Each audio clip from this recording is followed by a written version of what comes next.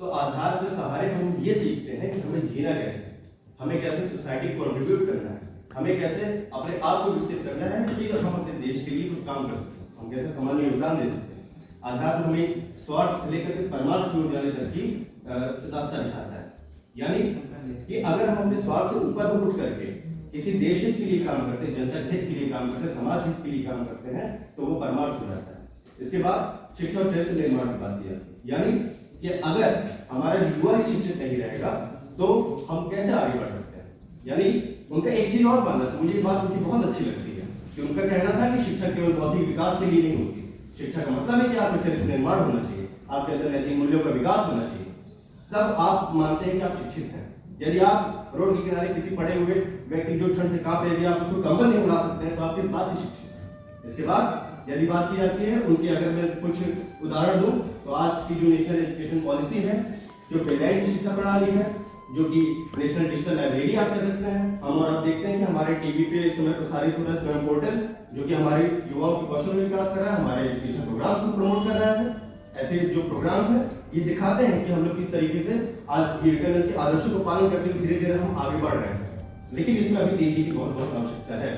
और global citizenship programme हो या फिर वर्ल्ड रिलीजन स्टडीज हो, जिसमें ये बताते हैं सभी धर्म हमारे एक। इसका मतलब कि अगर बच्चों को हमेशा से ये बात उनको बताई जाए कि हमारे सारे धर्म एक हैं और हम एकजुट होकर के मिलेंगे तभी हम आगे बढ़ सकते हैं, तो ये यकीन मानिए कि हमारा देश 2037 से पहले भी विकसित हो सकता है। स्वावलंबन और आत्मनिर्भरता की बात की जाए तो हम ये देखते हैं कि उनका एक, जैसे हमारे सारे भाइयों ने बताया, उनका एक ये बहुत ही कथन जो बहुत महत्वपूर्ण है कि उठो जागो लक्ष्य प्राप्ति तक रुको मत। इसको आप विचार करिएगा, कभी आप अकेले में बैठिएगा तो इसका विचार करिएगा तो आपको पता चलेगा कि इस माध्यम से क्या कहना चाह रहे हैं। यानी कि अगर हम आज के समाज में उदाहरण दें, मैं उनकी इस बात को आज के वर्तमान समाज से जोड़ते हुए आपकी बात कह रहा हूँ। यानी स्किल इंडिया मिशन जो है, जो स्टार्टअप मिशन है, जो स्टैंड अप जो मिशन है, ये हमारे देश के युवाओं को जो स्टार्टअप करना चाहते हैं उनको एक मजबूती प्रदान कर रहे हैं। हमारी गवर्नमेंट फाइनेंशियल सपोर्ट प्रोवाइड कर रही है। हमारे देखते हैं हमारे विश्वविद्यालय में एनसीसी और एनएसएस जैसे कार्यक्रम जो हमारे युवाओं की कौशल को निरंतर विकास कर रहे हैं, उनके अंदर लीडरशिप क्वालिटी डेवलप करा रहे हैं। हमारे भाई साहब 64 बटालियन से हैं।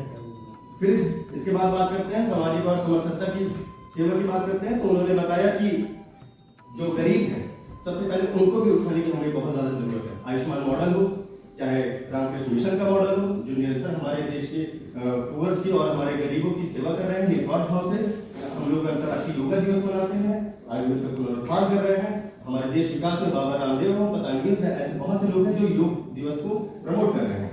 इसके बाद अगर हम धर्म और विज्ञान की बात करते हैं तो उनका कहना है कि तकनीक का विकास ऐसा होना चाहिए जो हमारे धर्म और जो हमारे धर्म के वो कट्टरपंथी नहीं थे, वो धार्मिक तरीकों को अपनाते हुए जो तकनीक तक पहुंचना चाह रहे हैं। यानी कि ऐसे जो तकनीक है वो हमारे केवल जो धार्मिक है वो कभी जनता के अहित के लिए ना हो। इसके बाद देखो हमारे पीछे से बनना शुरू हो गया, तो मैं अभी बात को यहीं पे विराम देना चाहता हूँ फिर इस पंक्ति से कि हो गई है पीर पर्वत सी पिघलनी चाहिए, हो गई है पीर पर्वत सी पिघलनी चाहिए, इस हिमालय से कोई गंगा निकलनी चाहिए, इस हिमालय से कोई गंगा निकलनी चाहिए, और मेरे सीने में न सही तेरे सीने में सही, वो कहीं पिया मगर जलनी चाहिए, वो कहीं पिया मगर जलनी चाहिए। बहुत बहुत धन्यवाद।